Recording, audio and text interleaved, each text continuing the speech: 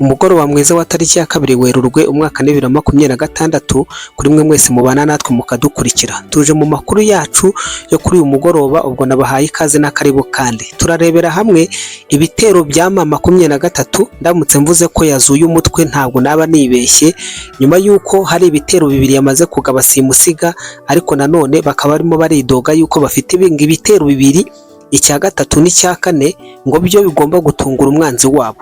Umwanzi wabo murabyumva ne FARDC na Wazalendo, ndetse ngo n'ingabo z'u Burundi utirengagije n'izangora. Ibyo nkuru turabirebera hamwe, ariko ku rundi ruhande ndaza guca ahazwi nka Bunagana. Ibunagana, umujyi wa Bunagana wamaze kuba alert muri Bunagana, kuko Abazalendo bahagaze mu birometero 5 basatira Bunagana, mu gihe kandi Rucuru santere nayo Abazalendo bahagaze ku birometero bigera kuri 15. Ibyo nkuru ndaje tubirebere hamwe nuko byifashe. Ku rundi ruhande ndanyura hazwi nka Maniema, muri santere izwi nka Salamabila. Hano Salamabila, umuyobozi wungirije wa Wazalendo yashoboye kwirukankana umuyobozi mukuru. Hano hari harimo igifobagane cy'Abazalendo bya bindi byagiye bishingwa na mama 23. Yari yamaze gushyira abaturage ku murongo ngo ashaka kubarasa, umwungirije amushingana ijosi, birangira mukinagije, ndetse n'agatsinda gatoya k'Abazalendo bari bari kumwe nabo. Turaza kubirebera hamwe. Ndanyura kandi i Bangkok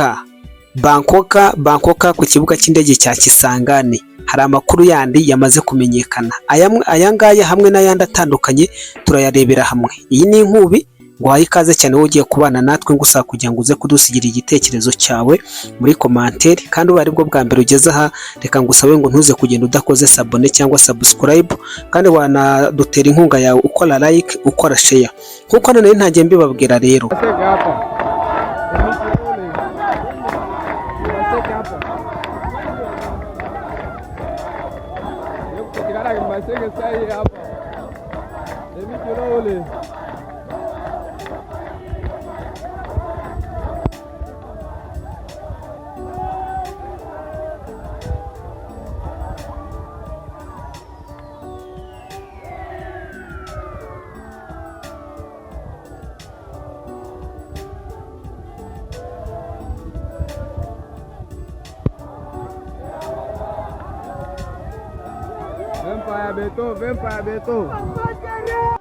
Urwo ngurwo ni urubyiruko, ndetse abasore n'inkumi, abasaza n'abakecuru, ababyeyi n'abagabo, nyuma y'uko umuyobozi wungirije wa Wazalendo Salamabila yashoboye kwirukana umuyobozi we wari wahagaze hamwe n'abandi bake bo mu ba Wazalendo bagamije kwica abantu benshi.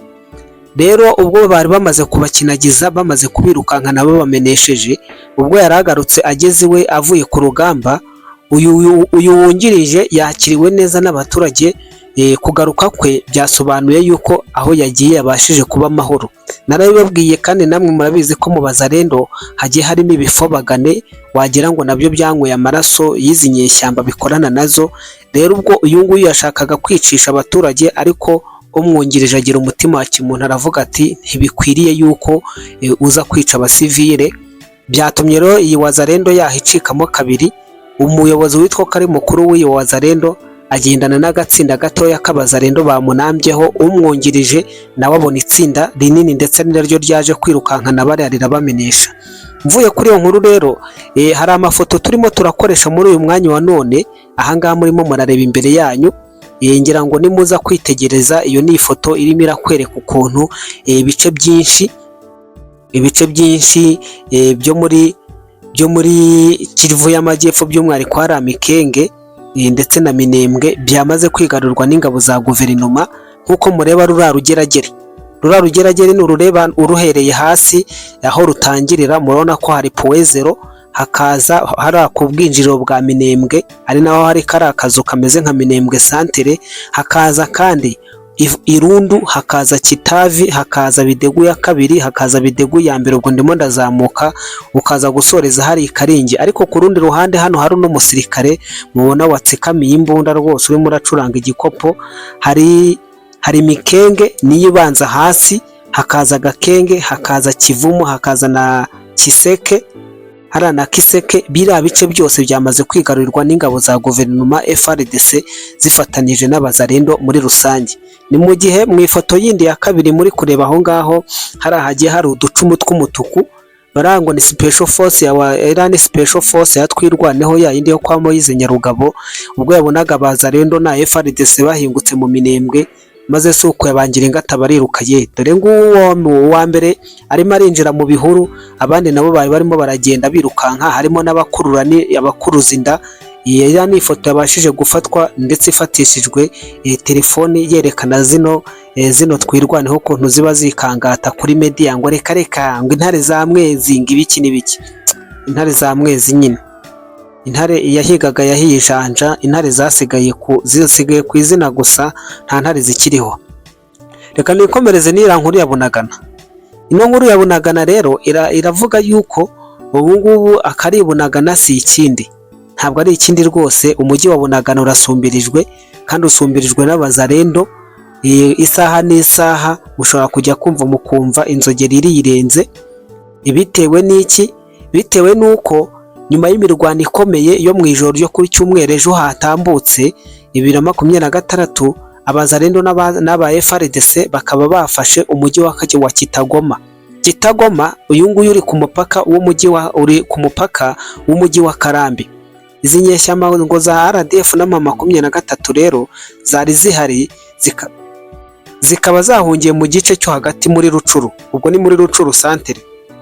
Iyi Kitagoma yafashwe ikaba iri hafi ya Bunagana ku birometero 5, kandi iyi Kitagoma ikaba ihana imbibi nayo na Bunagana. Nanone Karambi yo iri ku birometero 23 uvuye i Bunagana, kandi Karambi ikaba iri ku birometero 15 uvuye mu mujyi wa Rucuru cyangwa muri Rucuru centre.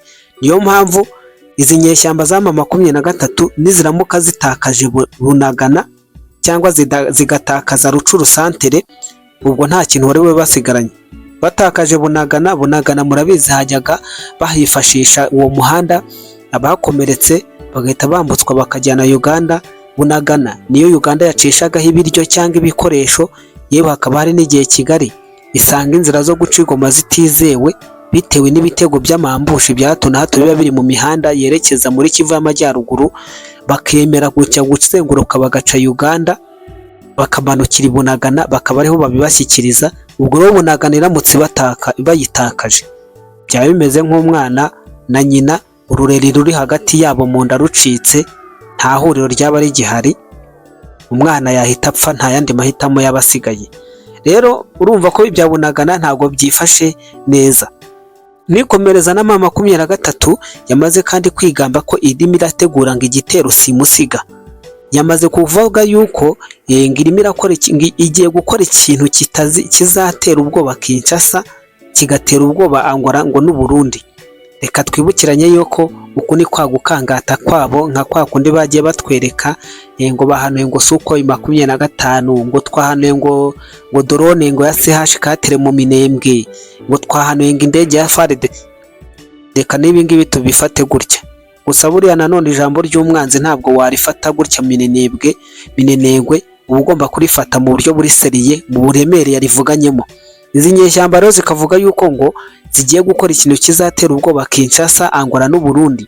Ngo ubu tuvugana bamaze guca ngo mu midugudu itandukanye, bamwe ngo bari ku marembo y'Iwarikare. Ubwo nizo nyeshyamba ziri kwivuga ngo ziri ku marembo y'Iwarikare, ngo izindi ngo ikindi gice cy'ingabo cyabo ngo kiri ku muryango wa Uvira. Ngira ngo murabizi ko mu makuru yacu ya mu gitondo ibyo twabigarutseho tuvuga yuko burya imbwa yarose nabi bukijya guhiga ingwe, kandi burya ngo isazi itagira umujyanama ikurikira umurambo mumva. Kuba batekereje gusubira Uvira bagatekereza gukandagira ku marembo ya Warikare ntaho bitaniye n'iyo migani ibiri mvuze. Izi nyeshyamba rero zigakomeza zivuga ngo ubu ngubu ngo igitero cya gatatu n'icya kane ngo nibyo bizatungura umwanzi, ngo ariko ngo ntago tubabwiye aho bizahera. Bahavuge cyangwa bahareke, nta kizaturuka mu ijuru, nta n'ikizaturuka ikuzimu.